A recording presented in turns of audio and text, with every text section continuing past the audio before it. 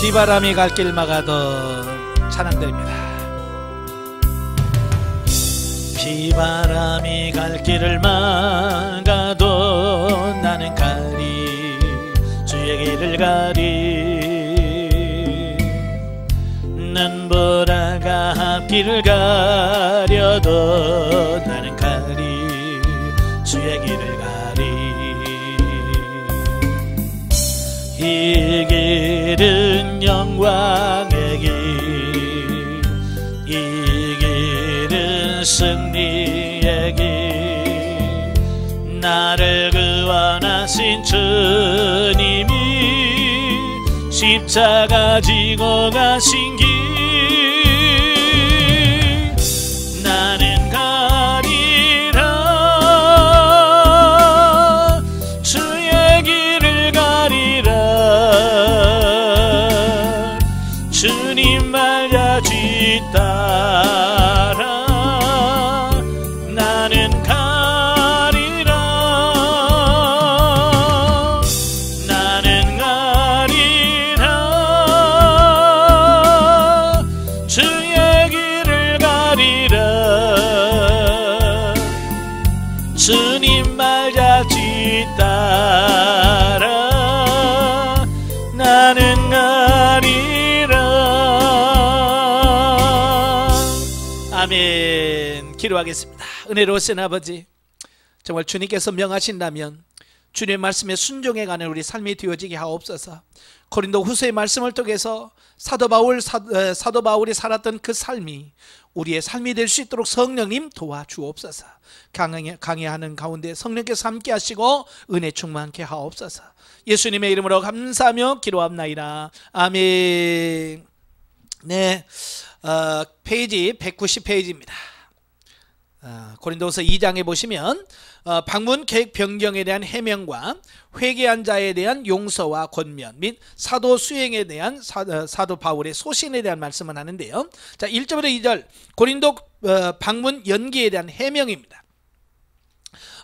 본문에서는 이제 3차 고린도 방문에 관하여 소위 가슴 아픈 방문 이후에 고린도를 당장 방문하지 않고 지연하고 있는 이유에 대해서 설명을 해주고 있어요. 사실 바울은 2차 방문 때 고린도 교회 문제를 완전히 해결하고자 했지만 해결하지 못하고 피차 상처만 입었을 뿐 그 목적을 달성하지 못했습니다. 이런 상황에서 바울이 또다시 고린도를 방문한다고 하는 것은 지혜로운 처사가 아니었다라고 하는 겁니다. 사람의 마음이 바뀌어진다는 것은 쉽지 않잖아요. 특히 시험 드는 사람들, 참 저도 해보니까요 진짜 어려워요. 한번 시험 들어서 꿍 하고 있는 사람 가서 다시 회개시키고 이렇게 한다는 게 굉장히 힘들거든요. 자, 그래서 바울이 당장 고린도를 방문한다면 그는 어쩔 수 없이 교회에 문제를 일으킨 자들을 징계할 수밖에 없었고요. 또 그렇게 되면 고린도 교회 상황은 더욱 악화되면 물론 고린도 교인들이 큰 상처를 입게 되기 때문에, 그래서 그는 고린도 교회 상황이 혼돈될 때까지 방문을 연기하면서 기다리고 있었다라고 하는 겁니다. 예, 사실 이제 감정이 한번 올라오면 그게 이제 감정이 추스려지기까지는 시간이 필요하잖아요. 그죠? 예, 시간이 중요합니다. 그러니까 사도 바울은 그걸 기다리는 겁니다. 물론 바울이 가만히 앉아서 고린도 교회의 상황이 호전되기를 기다린 건 아니죠. 그는 본서를 기록한 곳인 마게도냐로 가기에 앞서서 편지를 써서 디도 편으로 보내는데 그 편지가 지금은 전해지지 않는 소위 눈물의 편지라고 불려지는 겁니다. 그래서 이 눈물의 편지는 다른 말로 준엄한 편지라고 불리기도 하는데요. 왜냐하면 그 편지 내용이 매우 엄격하고 회개의 결단을 촉구하는 것을 구했기 때문이다 라는 겁니다. 물론 바울이 이처럼 준엄한 편지를 쓴 것은 그들을 책망하는 것으로 그치는 것이 아니라 그들로 하여금 회개케 하여 다시 만날 때는 기쁨으로 만나기 위함이었다라고 하는 거죠. 예, 이런 본문을 통해서 성도가 불의와 죄악을 묵과하는 일은 옳지 않지만 그렇다고 해서 무조건 직설적으로 다른 사람을 책망하고 비판하는 일도 바람직하지 않다는 사실을 깨닫게 됩니다. 그지? 예, 그래 직설적으로 막 해도 안 되고 또 그냥 본체만치 하는 것도 문제고, 참 적당하게 한다는 게 참 어렵습니다. 그죠? 목회하다 보면 정말 그렇거든요. 바울이 직접 그들을 찾아가서 책망하고 징계하는 대신에 간절한 내용의 편지를 통하여 그들에게 눈물로 권면했던 것처럼 우리들 역시 다른 사람의 잘못을 바로 잡으려고 그들과 직접적으로 부딪히기보다는 바울과 같이 사랑을 가지고 먼저 그들에 대한 자신의 관심과 사랑을 확인시킨 후에 그들이 스스로 회개할 수 있도록 이끌어주는 것이 지혜로운 방법이다 라고 하겠다라고 하는 겁니다. 그래서 때로는 우리가 직접 만나서 얘기해도 효과가 좋을 때도 있지만 때로는 편지나 문자나 어떤 이런 걸로 간접적으로도 함을 통해서 더 유익할 수도 있다라고 하는 거죠. 자, 그걸 지혜로 구해야죠. 그래서 하나님 어떻게 할까요? 전화해라 그러면 전화하고, 문자로 보내라 그러면 문자로 하고, 예? 선물 사서 가서 가라 그러면 선물 사서 가고, 예? 그렇게 성령의 지도 인도하는 이래서 중요한 거거든요.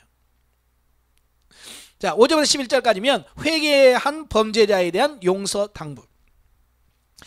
본문에서 바울은 자신의 계획 변경을 하게 된 요인으로 작용했던 자신을 대적하며 복음을 회방한 그 범죄자들을 용서할 것을 고린도 교인들에게 당부하고 있습니다. 자, 바울의 이 같은 당부는 고린도 교회가 바울의 간곡한 권면을 받아들여 교회에서 문제를 일으킨 자들을 합당하게 징계함으로써 범죄자들이 자신의 잘못을 깨달아 조신하고 있음은 물론 그로 인하여 고린도 교회 상황이 원만하게 수습되어지고 있음을 시사해주고 있습니다. 그러니까 죄를 지적해주고 지적받은 죄를 회개할 때는 용서해주고, 그죠? 받아줘야 되는 겁니다. 예, 근데 그게 쉽지 않아요. 이게 한번 찍히면 아예 우리는 아예 왕따를 시켜버리잖아요. 그죠?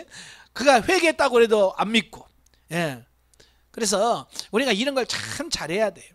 죄를 지적해주고 회개하면 용서해주고 다시 받아들이고 이런 과정들이 필요한 거거든요. 그래서 교회 권징이란 범죄자들을 징벌하여 신앙 공동체로부터 축출하는 데 근본 목적이 있지 않다는 겁니다. 쉽게 말하면 징계라고 하는 것은 쫓아내는 것이 목적이 아니라는 얘기예요. 근데 우리 한국교회가 징계하고 문제가 생기는 게 뭐냐면 징계 그러면 꼭 쫓아내야만 된다고 생각한다는 거예요. 징계는 그가 회개하고 돌아오도록 하기 위한 목적이지 그냥 쫓아내는 게 아니라 그 말입니다. 아시겠죠? 예. 그래서 잘해야 돼요. 궁극적인 목적은 그를 쫓아내는 게 아니고 다시 회개케 해서 다시 회개해서 돌아오게 하는 것이 징계의 목적이라는 겁니다. 사실 바울이 눈물의 편지에서 그의 대적자들을 징계하라고 한 것도 그들을 미워했기 때문에 보복 차원에서 한 것이 아니라 고린도 교인들이 바울의 사도적 권위에 순종하는지 여부를 시험하고 또 궁극적으로 범죄자들을 회개케 하기 위함이었다라고 하는 겁니다. 그래서 바울은 이러한 목적이 달성된 만큼 징계받은 자들이 진실로 회개하고 있다면 이제 그들을 공동체 내에 받아들여서 용서하고 위로하라고 당부하고 있는 겁니다. 한편 그 교회의 권징이 결코 보복을 목적으로 하지 않고 치유와 회복을 목적으로 하고 있음에도 불구하고 시행함에 있어서 두 가지 잘못이 발생하게 되는데요. 첫째는 뭐냐? 권징이 너무 관대하게 시행함으로써 죄악을 회개시키지 못하는 경우. 쉽게 말해 손방망이 처벌이라고 그러잖아요. 예, 처벌이 너무 약하면요, 예, 이게 또 문제가 돼. 너무 엄해도 참 문제가 되지만, 예, 너무 안. 요즘에 보면 너무 사회적으로도요, 너무 처벌이 약해요. 그래서 죄지고 뭐 깜빡이 뭐 한 1년 고생하고 오지 뭐 이런단 말이에요. 그러니 이게 뭐 이게 질서가 잡히겠습니까? 그러니까 너무 과도해도 문제가 문제가 되지만 그렇다고 해서 너무 약해도 문제가 되는 거예요. 그래서 요즘은 그 뭐 청소년들 촉범 소년이라고 그러잖아요. 예, 13살, 14살은 경찰서에서도 가서 잡아봐라 그런 데잖아요. 왜? 저기 가서 처벌하지 못한다는 걸 안다는 거야. 그렇게 돼버리는 이게 문제가 심각해지는 거야. 둘째는 권징을 지나치게 엄격해서 시행함으로써 용서의 여지를 없애버리는 경우다. 이게 둘 다 문제죠. 네? 하지만 이와 같은 방식의 권징은 아무런 성과도 거둘 수 없고요, 오히려 사단의 술수에 이용당할 뿐이므로 교회는 범죄자를 엄히 책망한 후에 그가 실족하지 않도록 위로하고 용서하는 것을 잊지 말아야 된다. 왜? 목적은 그들을 쫓아내는 게 아니라고 그랬죠. 어떻게든 회개해서 돌아오도록 하는 게 목적이란 말이에요. 바로 이와 같이 할 때 교회의 권징을 올바른 결과를 거두게 되어서 범죄자로 하여금 자신의 죄를 회개케 하여 하나님과의 관계를 정상화시킬 수 있을 뿐만 아니라 다른 성도들과 더불어 영적인 교제를 회복시키도록 만들 수 있는 것이다. 예, 지금 우리 한국교회가 타락할지는 이유가 뭐냐면 교회에서 권징이 제대로 이루어지지 않는다는 거예요. 특별히 돈 있는 장로님, 힘 있는 목회자들, 그들은요 다 피해갑니다. 예, 그걸 피해가요. 참 그런 모습을 참 많이 보거든요. 그러니까 그래서 문제가 되고, 또 하나는 뭐냐면 권징이 있으면요, 이 교회에서 권징하면 옆에 있는 교회를 가버려요. 보란듯이 가버립니다. 그럼 옆에 있는 교회는 안 받아줘야 되잖아요. 또 문을 활짝 열어놓고 할렐루야 하고 받아들입니다. 그러니까 권징을 할 수가 없는 거예요. 그러니까 한국교회가 점점 타락해가는 이런 모습을 보게 돼요. 12, 13절에 보면 사역에 대한 변호를 하게 된 배경, 본문에서 바울은 자신이 드로아를 떠나 마게도냐로 가게 된 이유를 설명하고 있습니다. 바울은 본래 에베소에서 디도에게 눈물의 편지를 주어서 고린도로 파송할 때에 드로아에서 만나기로 약속한 듯합니다. 그리고 그는 에베소에서 좀 더 머물다가 드로아로 가고자 했으나 갑자기 발생한 에베소에서의 그 데메드리오의 소동으로 예정보다 일찍 드로아에 당도했던 것 같아요. 그러니까 전혀 예상치 못한 문제가 발생해 버리는 겁니다. 네. 그래서 예정보다도 훨씬 더 빨리 도착을 한 거예요.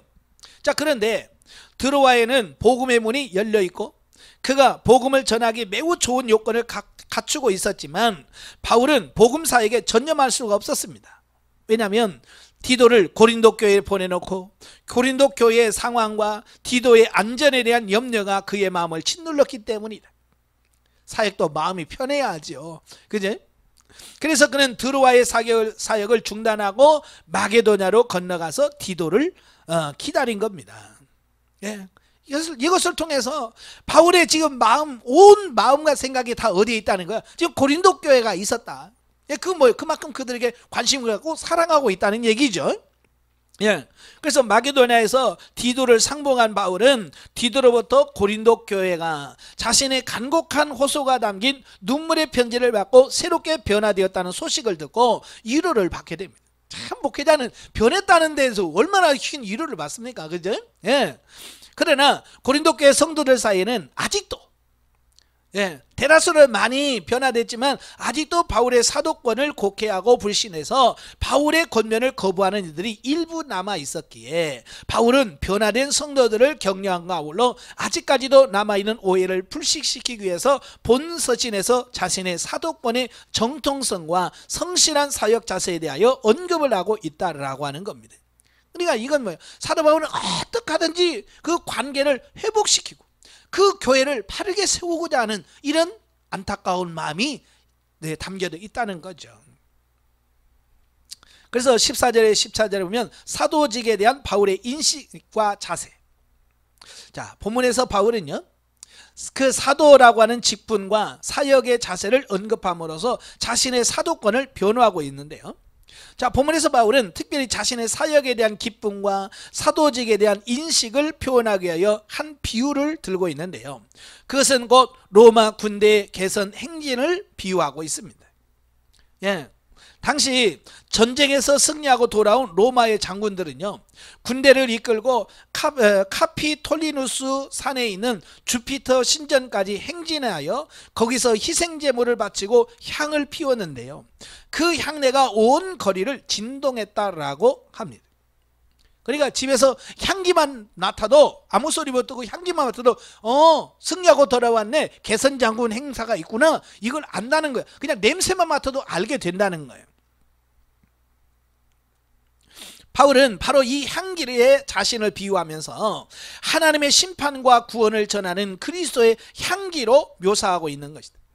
그러니까 로마 시민들은요, 비록 거리에 나가서 개선 행렬을 보지 않더라도 향례를 통해서라도 멀리서 무슨 일이 일어나고 있는지를 알았다는 거예요. 이런 개선 행렬에서 풍겨나는 향냄새는 적대 세력과 포로들에게 있어서는 패배와 죽음을 의미했으나 로마 시민들에게서는 승리와 안전의 상징이었다라고 하는 겁니다.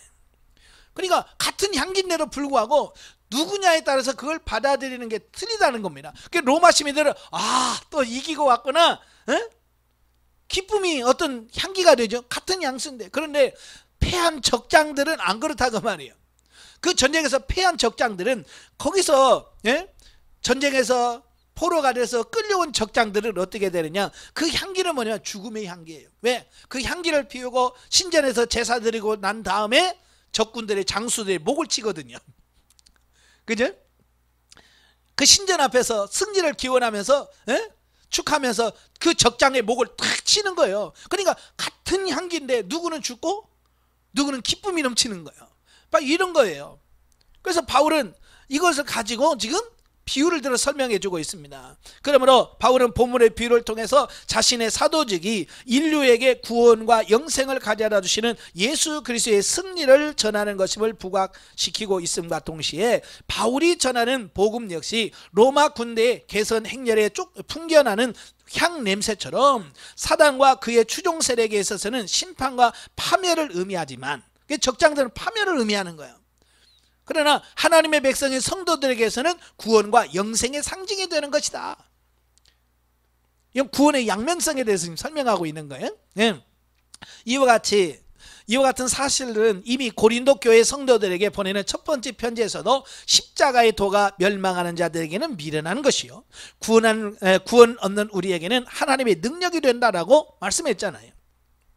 이러한 본문을 통해서 성도된 우리들은 복음을 담대히 전함으로 그리스도의 향기를 널리 퍼뜨리는 자들이 되어야 하며 이 일을 위하여 항상 노력하는 자들이 되어야 함을 교훈해주고 있습니다.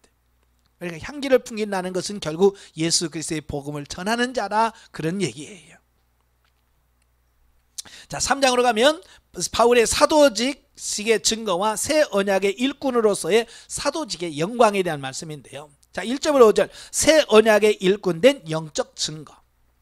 자, 바울은 본문에서 5장 10절까지에서 자신의 사도 직분의 정통성과 이를 수행하는 그 사역 자세에 대하여 해명을 하고 있습니다.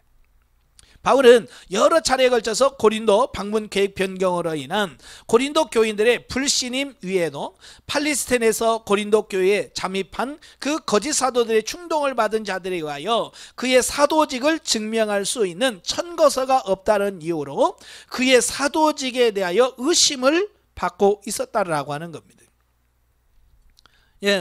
당시 사회에서는 어떤 사람의 신분이나 자격을 확인하는 공적인 추천서가 통용되고 있었으며 유대교나 기독교도 이런 추천서를 통해서 거짓 교사를 가려내곤 했다라고 하는 겁니다. 그러니까 워낙 가짜들이 많다 보니까 정말 이게 진짜니 가짜니 확인할 수 있는 방법이 없는 거죠. 지금처럼 인터넷이나 이런 게 발달되어 있으면 그냥 바로 할 수 있지만 옛날에는 그런 게 없었잖아요. 그죠? 그래서 이 사람이 진짜라고 하는 것을 증명하기 위해서 추천서를 써주는 겁니다. 이걸 청거서라고 그러죠. 자, 오늘도 마찬가지죠. 아마 여러분도 교회 세무서에다 등록하려고 하면 뭘 띄우라고 하냐면 재직증명서를 띄우라고 그래요. 정말로 이 교단에서 인정해 준 목사인가, 그래서 재직증명서를 떼어다가 줘야 세무서에서 그 번호를 주는 거거든요. 바로 이거예요. 재직증명서는 공식적으로 총회에서 인정을 해주는 겁니다. 이분은 우리 노예 소속이며 우리 교단 소속이다라고 하는 것을 공적으로 인정해 주는 거거든요. 그걸 가지고 가면 세무서에서 인정을 해주는 겁니다. 그러니까 그때 당시에는 하도 가짜들이 많으니까 이 사람이 진짜다라고 해서 청거서를 써주는 겁니다.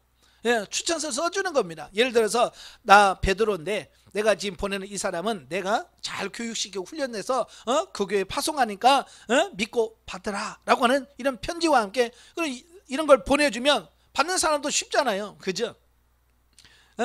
이건 사도 베드로가 보낸 분이구나, 받아들이고, 그게 없으면 받아들이기가 어렵잖아요. 근데 바울은 그런 게 없었단 말이에요.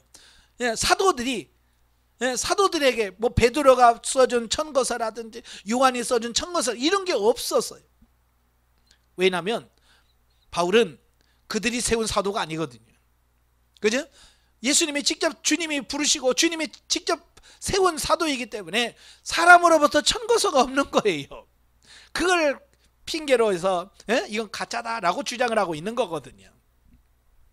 하지만 바울의 경우에는 그의 사도직이 예루살렘 교회의 지도자들과 같은 사람에 의하여 이임된 것이 아니라 부활하신 그들로서 직접 이임받은 것이기 때문에 추천서 같은 것이 없었다는 겁니다. 그래서 팔레스틴에서 추천서를 갖고 고린도에 온 자들이 바울이 추천서가 없다는 이유로 그는 거짓 사도요 그의 복음은 사술이라고 하는 비난은 물론 믿음으로 구원 얻는다는 그 복음 대신에 율법을 지켜야 구원을 얻는다라고 가르쳤다라고 하는 겁니다. 자, 그러므로 바울의 사도직에 대한 도전은 단순히 바울 자신의 사도직의 권위를 훼손한 것뿐만 아니라 근본적으로는 바울이 전한 복음을 멸시하는 거예요. 왜냐하면 바울의 사도직은 그리스도로부터 받은 것이요 따라서 그의 사도직을 부인하는 것은 결국 그리스도의 복음을 부인하는 것이기 때문에 그렇다라고 하는 겁니다. 그러니까 바울은 자기는 무시돼도 된다는 거예요. 넌 사도가 아니라 욕해도 괜찮다는 거야. 그러나 그렇게 되어지면 자기가 전한 복음까지도 다 무시가 되어지는 거예요. 믿음으로 말미암아 구원받는다고 하는 그 이신증의 모든 것이 무너져 버리는 거예요. 그래서 사도 바울은 다른 사람이 어떻게 생각할지 모르지만 자기의 사도직에 대한 그 정통성을 논할 수밖에 없었고 그걸 주장할 수밖에 없었다라고 하는 거예요. 그걸 잘못 오해하면 야 사도 바울 진짜 그 사도에 대해서 진짜 사도직 그것 때문에 목숨 걸고 있네. 직분에다가 목을 건 것처럼 보이지만 사도 바울은 그런 게 아니잖아요. 그죠? 예, 자기가 전한 복음이 무시될까 봐 복음이 부정될까 봐 그렇게 하는 것뿐이거든요. 그래서 바울은 본격적으로 자신의 사도직을 변호하게 이른 것이다. 이러한 맥락하에서 보면은 추천서와 관련하여 자신의 사역으로 성도가 된 고린도 교회 교인들 자체가 곧 자신의 추천서라고 말씀해주고 있습니다. 이절에 뭐라고 해요? 너희가 우리의 편지다. 추천서다 그 말이에요. 거짓 교사들과 그에 동조하는 자들의 비난을 반박한 것이에요. 즉 바울은 그의 복음 사역으로 인하여 성도가 된 고린도 교인들 자체가 그의 사도직을 보증하는 가장 확실한 추천서가 된다는 사실과 이와 같은 자신의 추천서는 한시적인 종이와 먹으로 쓴 것이 아니라 하나님의 영으로 말미암은 육의 신비에 쓰여진 영원한 것임을 밝히고 있다라고 하는 겁니다. 그러니까 고린도 교회가 누가 전도해서 세운 교회예요? 예, 바울이 전도해서 세운 교회잖아요. 그러니까 만약에 바울이 가짜라면 성령께서 그렇게 역사했겠는가? 그죠?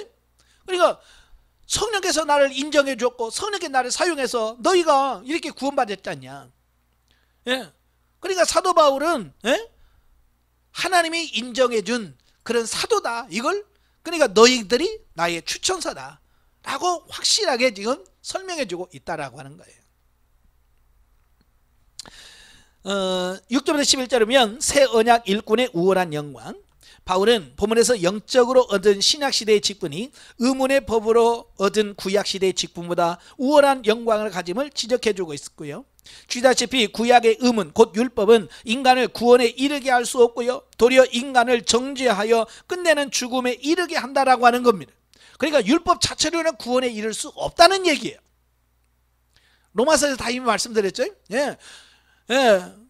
한 가지 긍정적인 기능이 있다면 율법은 우리를 그리스도에게로 인도하는 초등교사의 역할을 한다는 것이에요. 그러니까 율법 자체로는 구원을 받을 수 없고요. 예, 율법으로는 내가 죄인이다. 네가 죄인이야. 너 죄인이지. 네가 구원받으려면 예수를 믿어야 돼. 라고 해서 예수 그리스도에게 인도하는 역할을 하는 그 역할을 하는 게 율법이라고 말이에요. 그래서 초등교사, 옛날 성경에는 몽학선생이라고 표현했죠. 예, 초등교사 역할을 밖에 하는 것이 바로 율법의 역할이다. 그래서 유대인들은 바로 이 과도기적 율법 아래에 살면서 실패함으로써 하나님의 심판을 면치 못했을 못했을 때 하나님께서 생명을 얻게 하는 새 언약을 주신 것이 복음이라고 하는 겁니다. 만약에 율법으로 완벽하게 우리가 구원을 받을 수 있다면 굳이 예수님 오실 필요가 없잖아요. 복음이 필요 없잖아요. 왜? 율법으로 다 구원받을 수 있는데. 근데 하나님께서 예수님을 통해서 복음을 주셨다는 얘기는 율법으로 완벽하지 않다는 얘기를 하고 있는 거예요. 쉽게 말하면 율법으로 구원 못 받아, 예수로 구원받아, 이걸 말씀하려고 예수님을 보내주신 거잖아요. 그리고 하나님께서 복음을 주시고 그것을 증거함으로 인간으로 구원을 얻게 하기 위하여 세운 직분이 바로 사도직이다.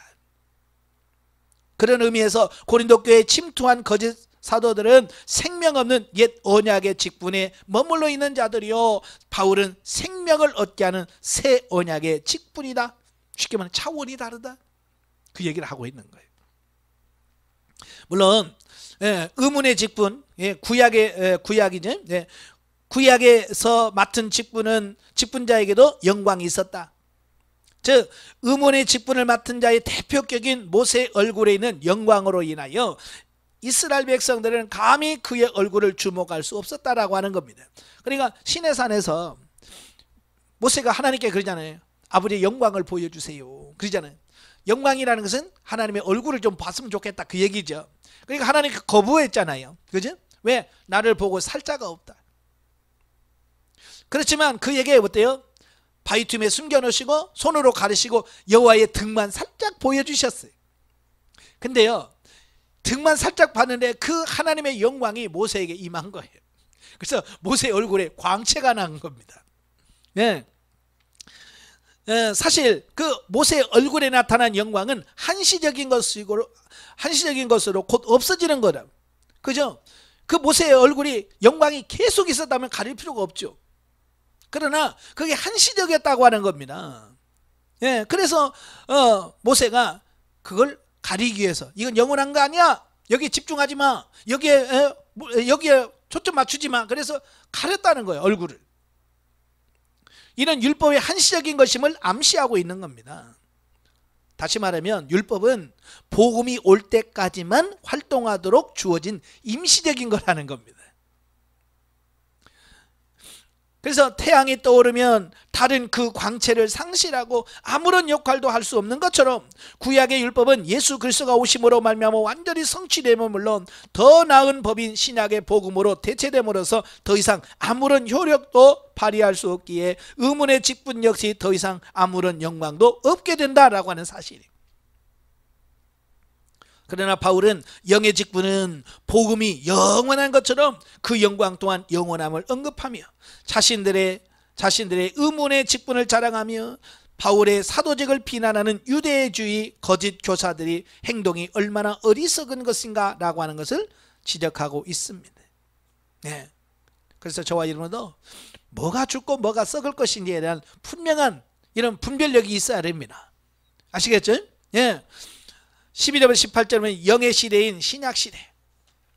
자, 바울은 본문에서 출애굽기 34장 29절 35절을 새롭게 해석해 줌으로써 고린도 성도들이 자신의 사도권을 입증하는 확실한 영적 증거임에도 불구하고 음원에 속한 천거설을 요구하는 자들의 어리석음을 지적해 주고 있습니다. 바울은 출애굽기 34장 29절 35절에서 모세가 시내산에서 하나님으로부터 율법을 받아가지고 내려올 때 하나님의 영광의 영향으로 나타난 일시적인 광채를 수건으로 가려 백성들이 그 영광을 보지 못하게 했던 것은 구속사의 비밀을 깨달은 모세가 율법의 상징인 광채를 가림으로써 율법을 영원한 것으로 여겨 절대시하는 것을 막고 율법이 일시적이고 필연코 없어질 것임을 나타내기 위한 것이라 라고 말씀해주고 있습니다. 그러니까 모세는 구약시대에 살고 있어요.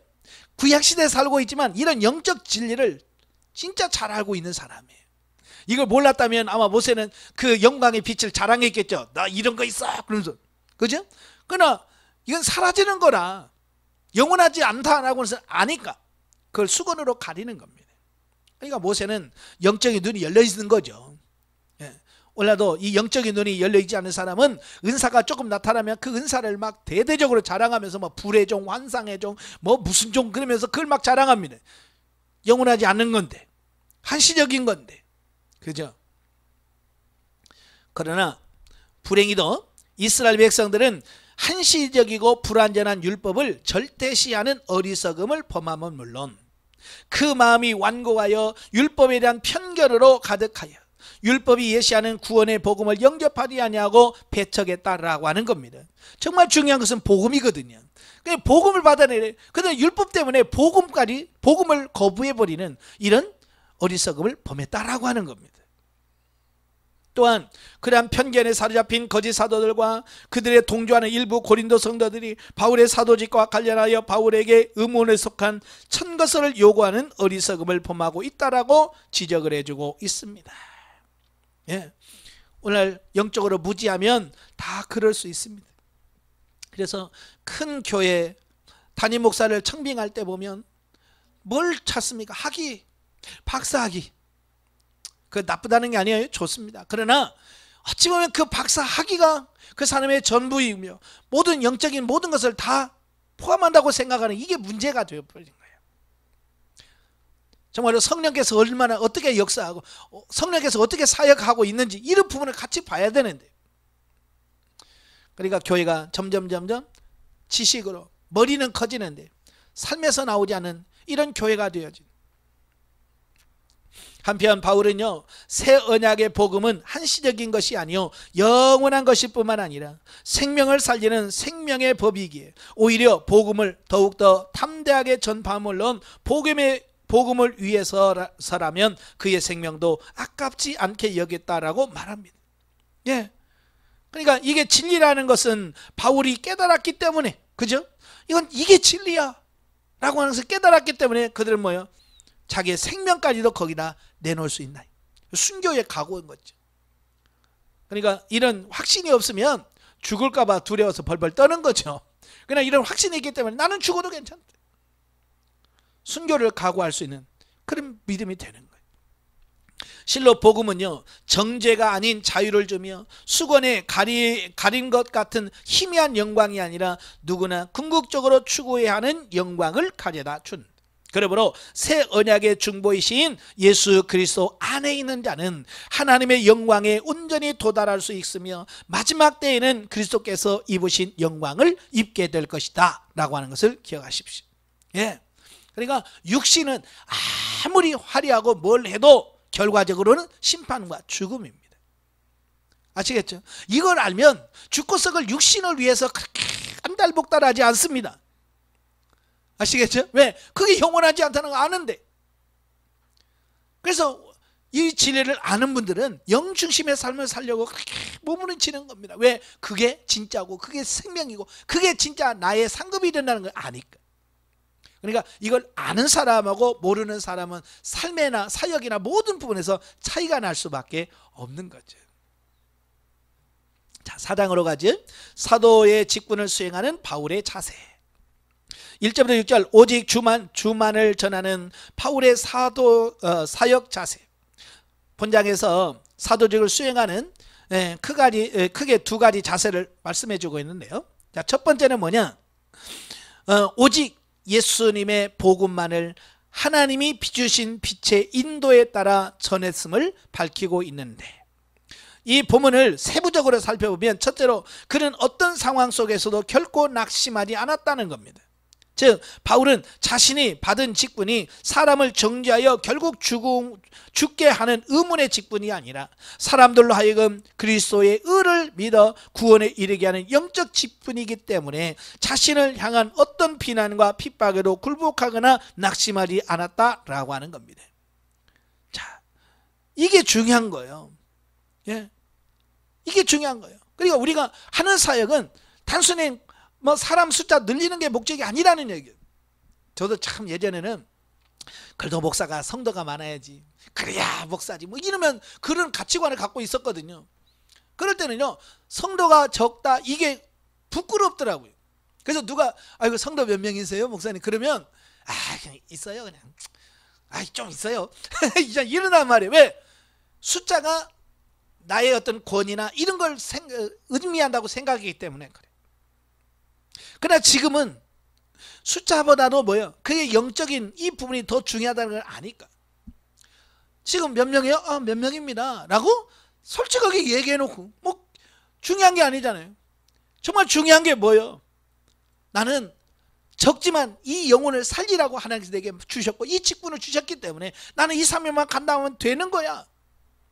거기에 대해서 부끄럽거나 아이고 성도가 숫자가 안 늘어서 그만둬야지 그런 생각이 없어지는 거예요. 아시겠죠? 그러니까 여러분도 그 가치관을 바꾸셔야 돼. 두 번째로는 그는 은밀한 술수를 부리기보다 언제나 하나님과 사람 앞에서 아무 꺼리낌이 없는 행실을 지녔다라고 하는 겁니다. 물론 이와 같은 바울의 당당함은 오로지 그가 진리를 증거했기 때문이다 라고 하는 겁니다. 예. 그러니까 사람들은요 마음가짐에 따라서 행동이 달라지잖아요. 그러니까 바울은 양심에 꺼리낌이 없었기 때문에 그는 당당하더라라는 겁니다. 오늘 여러분도 마찬가지예요. 양심이 꺼리낌이 없어야 당당해요. 그냥 목회자가 양심에 꺼리끼는 게 많으면 당당하지 못하는 겁니다. 재정적인 부분에 당당해야 돼요. 꺼리낌이 없어야 됩니다. 대인관계에서나 이성적인 모든 부분이나 이런 부분에 깨끗해야 당당할 수 있는 겁니다. 셋째로 그는 자신의 유익을 도모하거나 스스로 내세워 자랑하는 대신에 철저히 예수 그리스도만 전파하고 성도들의 유익을 추구했다. 바로 이와 같은 태도를 바울이 지닐 수 있었던 비결이 뭐냐? 자신을 종으로 여겼기 때문입니다. 자, 여러분 과연 여러분은 하나님의 종입니까? 예수님의 종입니까? 말로는 다 종이라고 그래. 그죠? 예, 그런데 실제로는 내가 주인 되어서 내 마음대로 살아가는 게 많잖아요. 그래서 실제적으로 바울처럼 그렇게 살려고 하면 진짜 종의 의식, 종의 인식을 갖고 살아야 됩니다. 여기서 우리는 예수 그리스도의 복음을 땅끝까지 전파해야 할 사명을 부여받은 성도들은 세상 사람들 앞에서는 담대하고 순수해야 하지만 주님 앞에서는 철저하게 겸손해야 한다는 사실을 교훈해주고 있습니다. 한편 바울은요 그의 가르침이 매우 모호하여 제대로 이해할 수 없다고 비난하는 자들의 주장에 대해서는 복음의 양면성을 선명하면서 반박을 합니다. 다시 말해서 바울은 누구나 이해할 수 있도록 공개적으로 복음을 증거했음에도 불구하고 제대로 이해하지 못하는 자들이 생기는 것은 그들의 마음이 사단의 지배를 받아서 하나님의 진리를 들어도 깨닫지 못할 만큼 강팍해져 있기 때문이다 라고 말씀해주고 있는 겁니다. 그러니까 사도 바울이 전하는 게 뭔지 무슨 말인지 못 알아먹겠어 라고 말하는 얘기는 사도 바울이 부족해서가 아니라 그걸 받아들이는 사람들의 상태가 안 좋아서 그렇다는 거예요. 예수님은 그냥 씨 뿌리는 비유에서 사람의 마음밭이 네 종류가 있다. 길가와 같은 사람, 돌짝밭 같은 사람, 가시떨기 같은 사람, 좋은 땅 같은 이 내 마음 상태가 있다라고 말하잖아요. 그러니까 똑같은 시간에 똑같은 설교를 해도 어떤 사람은 은혜 받았다고 그러고 어떤 사람은 시험 들었다고 그래. 그게 뭐가 문제? 만약에 설교하는 목사 자체가 잘못됐다면 다 시험 들든지, 그죠? 다 은혜 받든지 그래야 될 거 아니에요. 근데 똑같은 시간에 강의를 듣고 뭐 설교를 들어도 누구는 은혜 받았다고 그러고 누구는 뭐 그저 그렇다고 그러고 누구는 뭐 시험 들었다고 그러고 이게 뭐냐? 그거 듣는 사람의 심령 상태에 따라서 이렇게 달라지더라는 사실이에요. 예. 그래서 듣는 사람의 수준, 그 사람의 수준이 어느 수준이냐에 따라서 그걸 받아들이는 수준이 다른 거예요. 결국 사도 바울이 이런 말을 하는 이야기는 듣는 수준을 좀 높여라. 너희들 수준 낮으니까 사도 바울이 그 조금만 수준 높여서 이야기하면 못 알아먹잖아요. 그러니까 너무 어렵도다 그러죠. 자, 어느 분이 여기 목요 집회 와가지고 설교 듣고 가면서 하는 말이 전도사래. 뭔 말인지 하나도 못 알아먹겠네.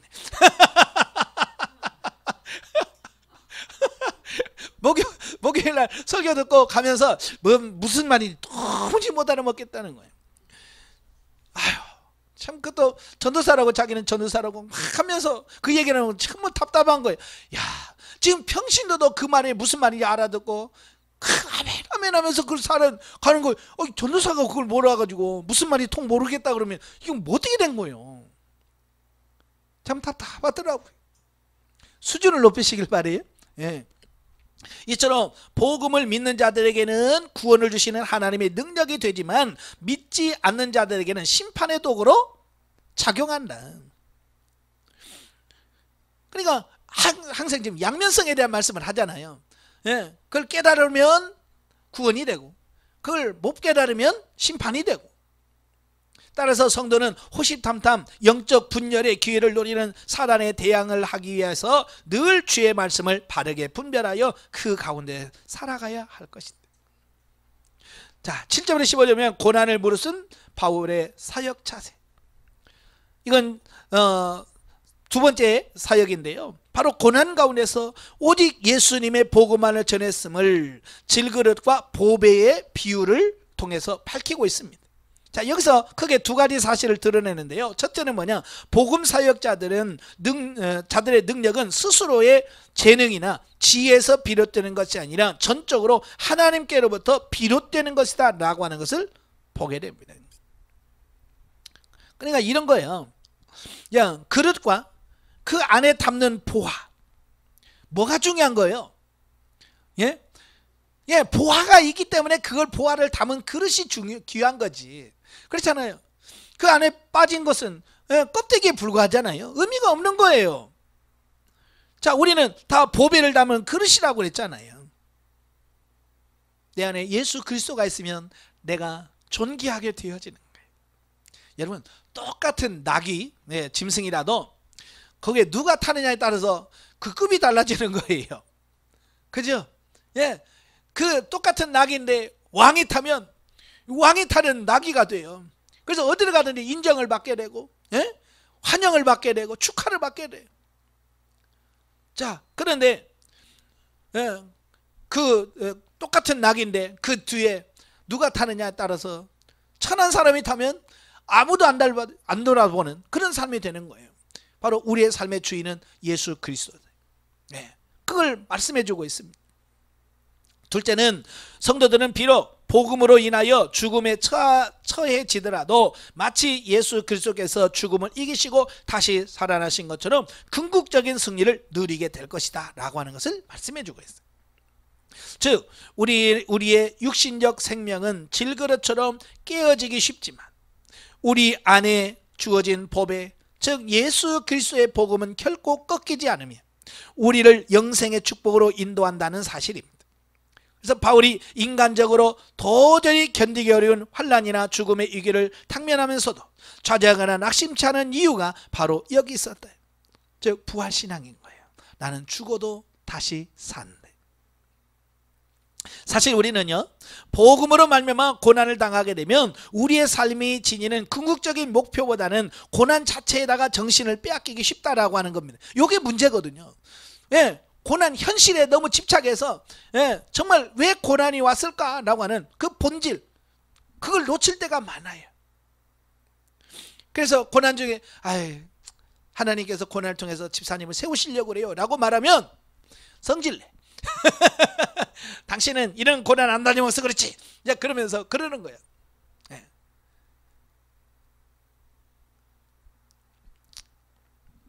하지만 결승점을 향해 달려가는 운동선수가 도중에 수고와 피로를 견디지 못하여 포기해서는 결코 승리를 얻을 수 없는 것처럼 예수 그리스도와 더불어 하나님 나라에 누리게 될 영광의 삶의 목표를 둔 성도들 역시 이 땅에서 겪는 환난을 견디지 못한다면 결코 영광을 얻지 못한다라고 하는 겁니다. 그렇죠? 운동선수가 그 극한 훈련을 통과해야 실력이 나오는 거죠. 훈련 통과 못하면 제대로 어떻게 할 수 있겠습니까? 오늘 우리도 마찬가지예요. 우리가 이 땅에서는 여러 가지 고난을 다 통과해야만 하늘의 영광을 취할 수 있다는 겁니다. 그래서 우리는 끝까지 견디고 승리하셔야 돼요. 따라서 성도들은 때때로 세상에서 당하는 환난이 너무 크다 할지라도 이미 우리에게 더 이상의 고통과 수고가 필요 없는 지극히 영광스러운 삶이 영원토록 보장되어 있다는 사실을 잊지 말고 최후 승리를 거둘 때까지 믿음으로 인내하면서 오직 최종 목적지를 향하여 신앙의 경주를 계속해야 할 것이다 라고 하는 겁니다.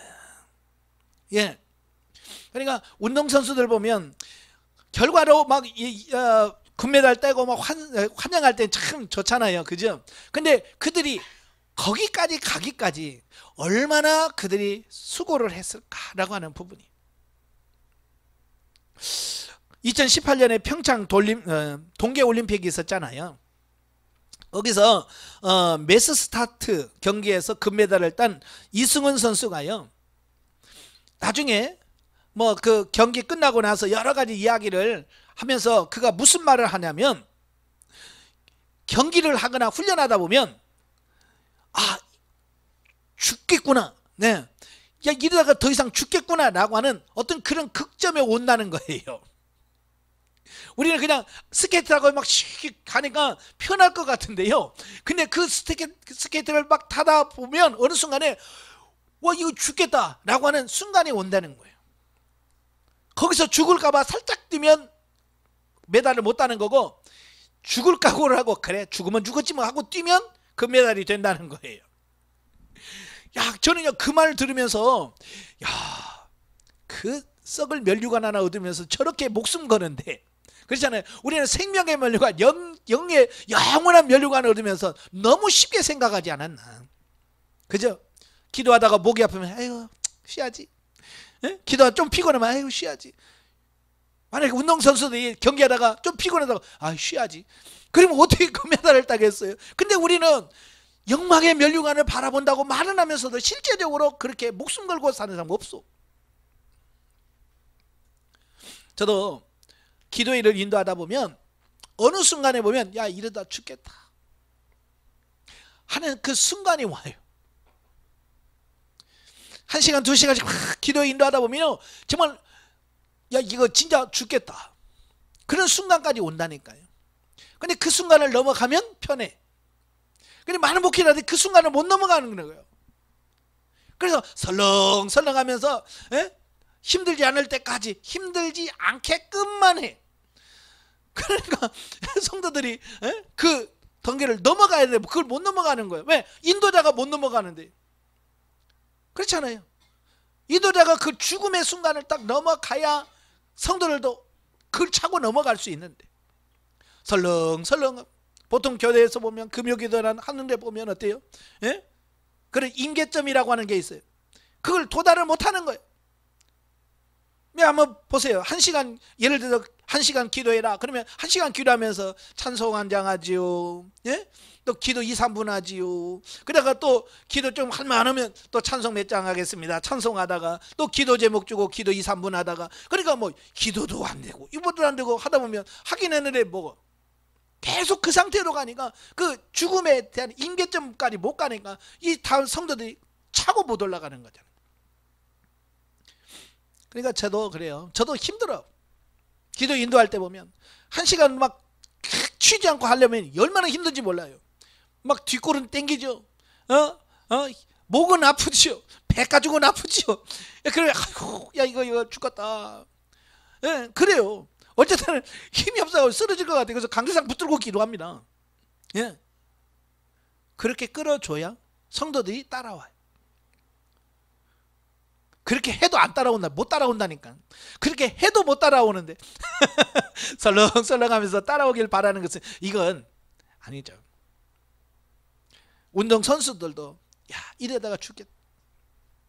예전에 그 금메달 딴 마라톤 황영조 선수, 그분도 나중에 방송에 나와서 이야기하면서 그렇더라고요.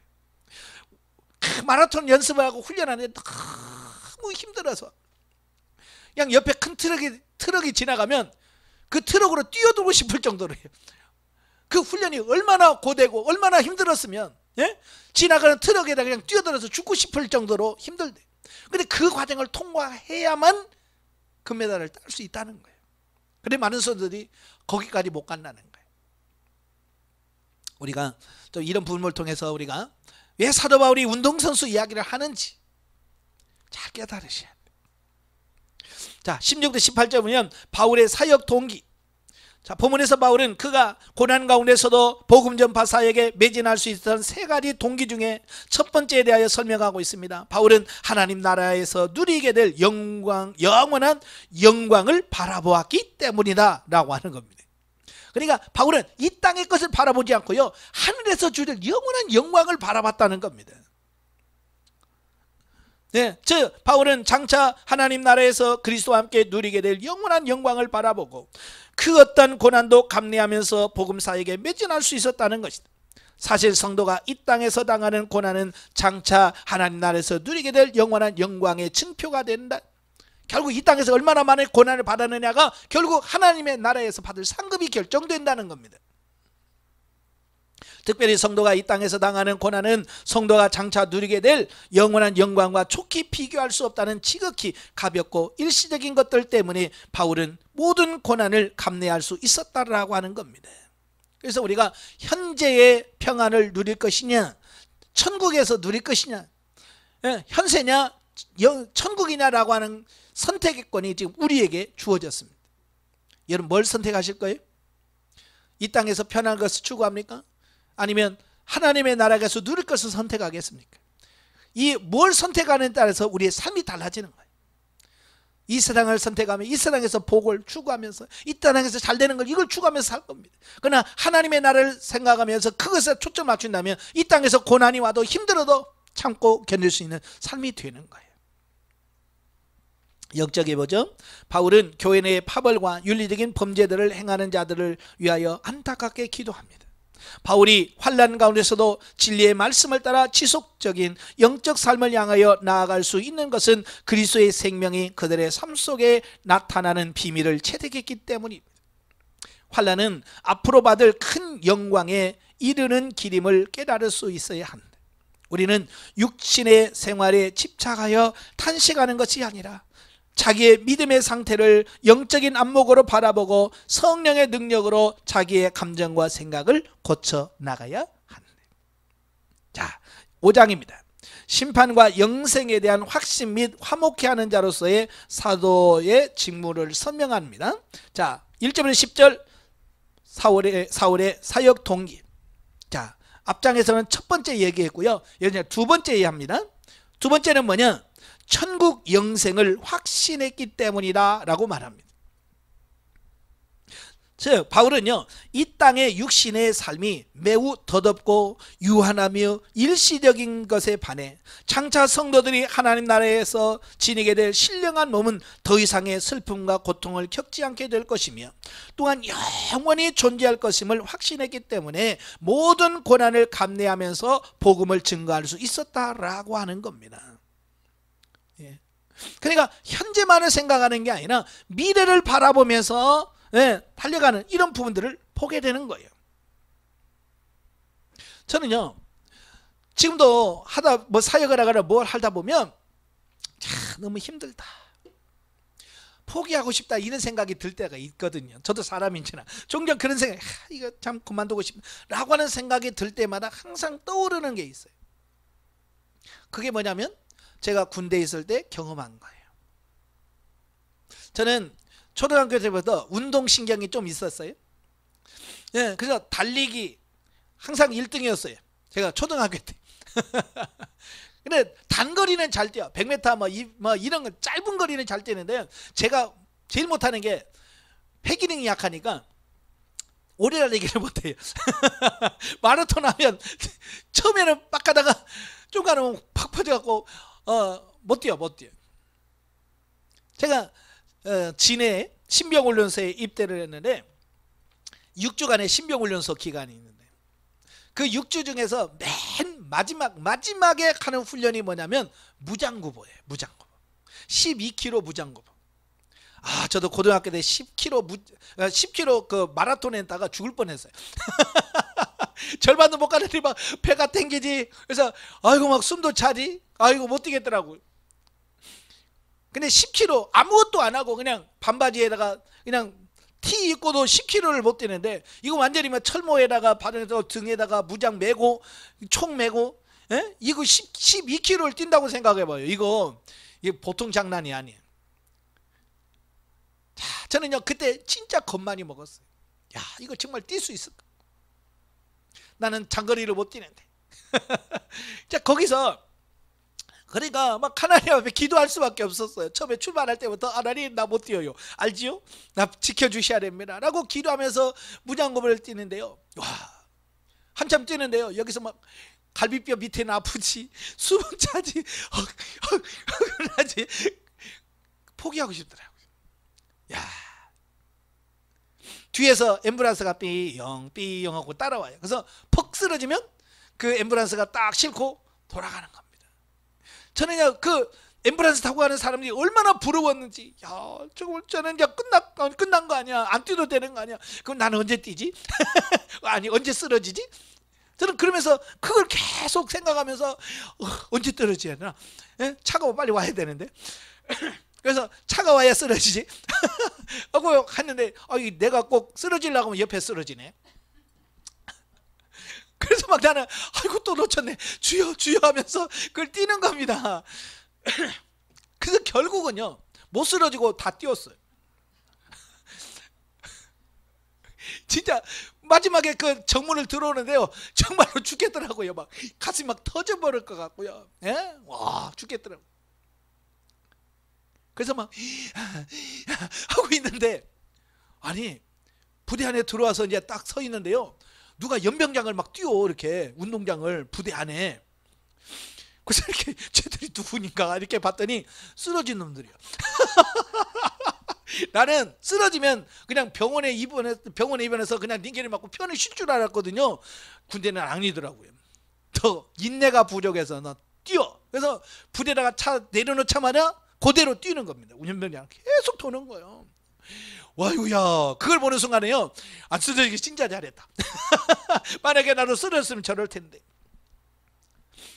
자, 그 마라톤을 뛰고 점심을 먹고 이제 그 다음날 휴가 가기 위해서 다 막 샤워하고 막 때 빼고 광내고 이제 그럴 때인데, 걔네들은 계속 뛰어.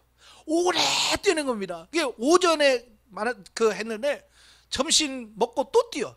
네. 우리는 저녁 먹고 쉬는데 걔네는 저녁 먹고 또 뛰어. 저녁 깜깜할 때까지. 저는요 그거에 제 뇌리에 꽉 박혔어요. 그거 좀 못 참았더라면 나도 저럴 텐데. 내가 그때 조금 못 참고 내가 쓰러졌으면 나도 저럴 텐데. 그게요 제가 머릿속에 와. 지금도 마찬가지예요. 어떤 힘들 때는 그만두지 하다가도 아니 여기서 내가 그만두면 또 그렇게 돌아야 되는 거야. 내가 이거 기왕 고생하는 거 좀 더 해버리자. 조금만 참으면 된다. 제가요 군대에서 저는 하나님이 왜 저를 거기에 보냈는지 저는 목회하면서 너무 깨달은 거예요. 예. 바로 사도 바울도 마찬가지예요. 사도 바울은 얼마나 힘들었겠어요. 40에 하나 가마매를 5번 맞으면서 얼마나 힘들었겠어요.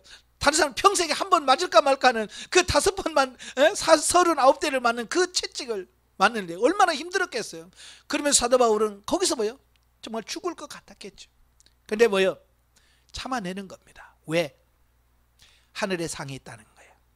부활의 확신을 믿었기 때문에 그렇다고 말이에요.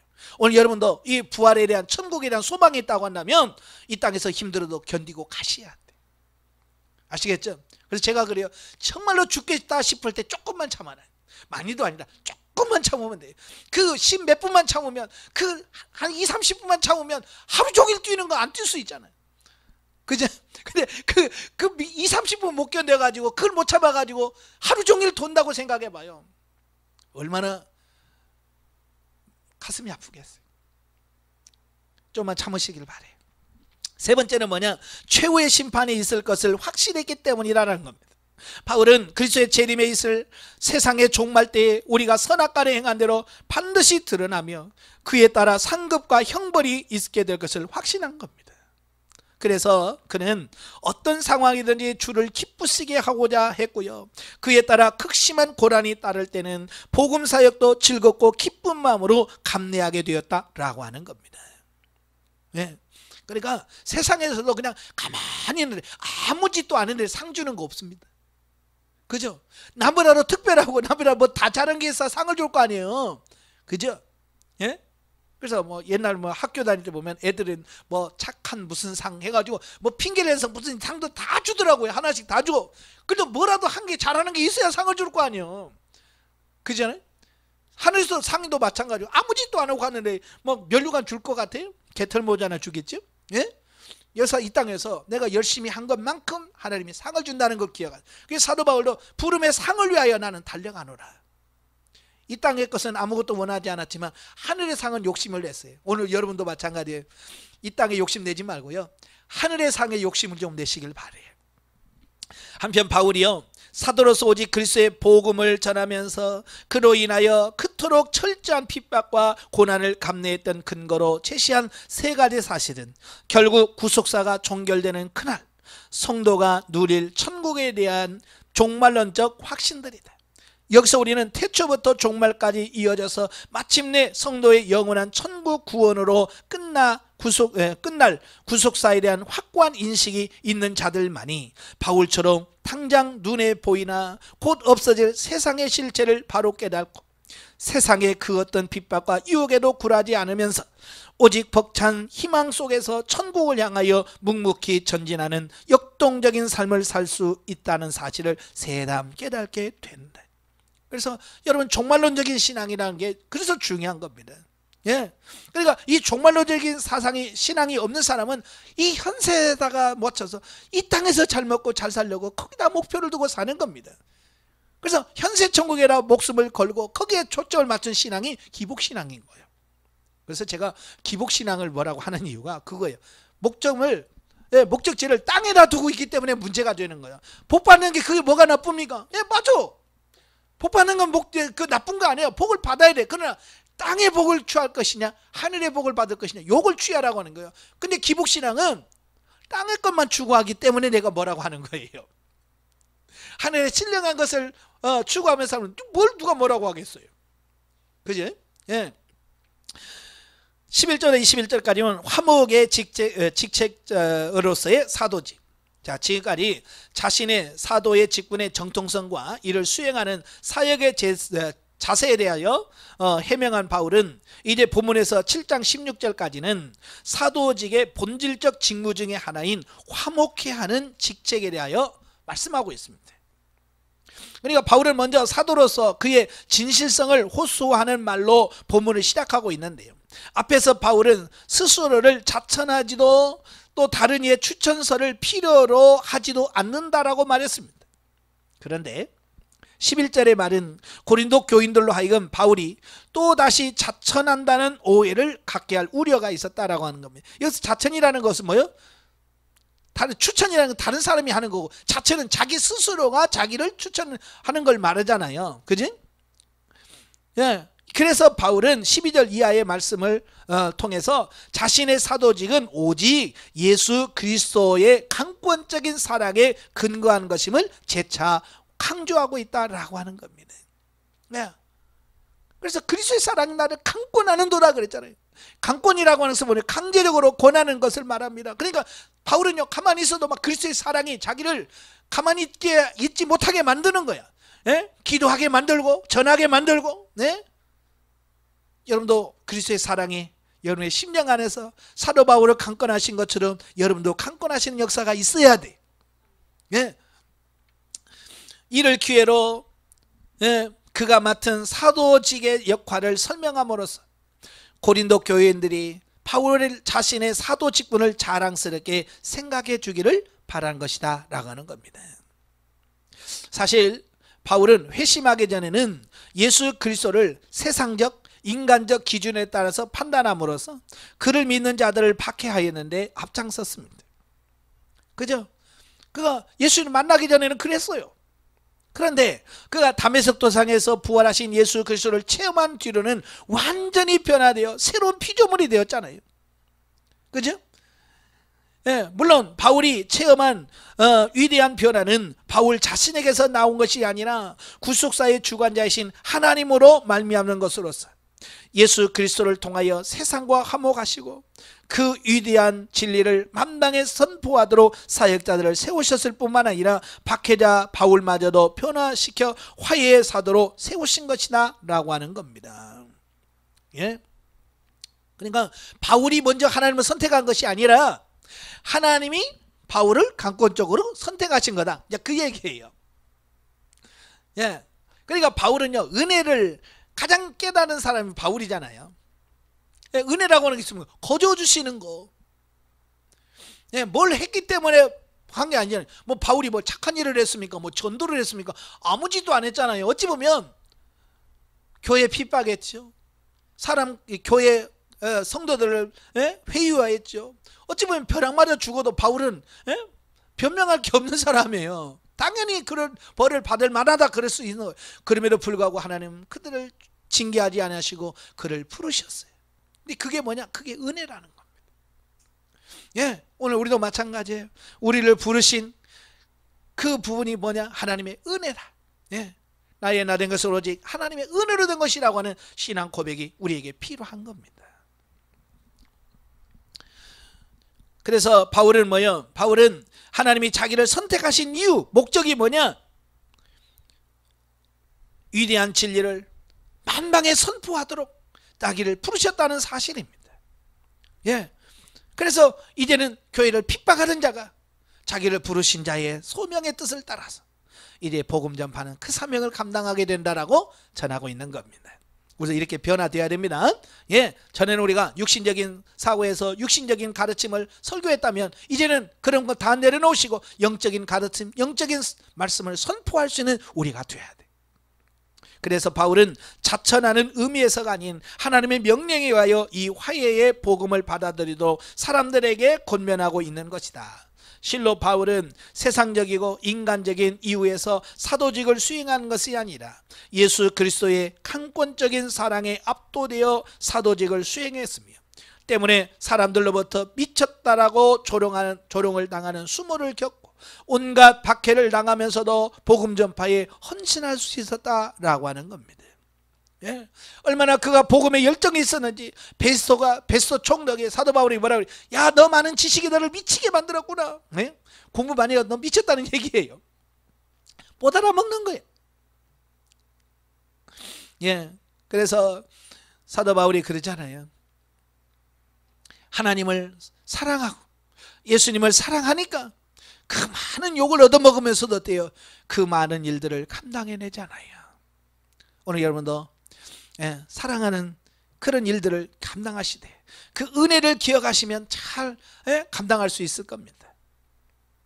온갖 박해를 당하면서도 복음 전파에 헌신할 수 있었던 것이다. 이것이 사역자의 길이요 직분자가 가야 될 길이고 오늘 목회자가 가야 될 길이에요. 그런데 그걸 모르니까 그냥 직분이 있다고 교만하고 그걸 내세우고 자기를 드러내는 겁니다. 왜? 이거는 이런 진리를 모르니까. 영적입니다. 우리는 사망으로 이끄는 육신의 행실이 신령적으로 변화되도록 매진해야 한다는 교훈을 얻을 수 있다. 예수 그리스도로 말미암아 화목하게 된 하나님의 백성들은 진리 안에서 하나님과 원수된 자들을 주께로 인도하는 삶, 예수님을 위하는 삶으로 바뀌어져야 된다.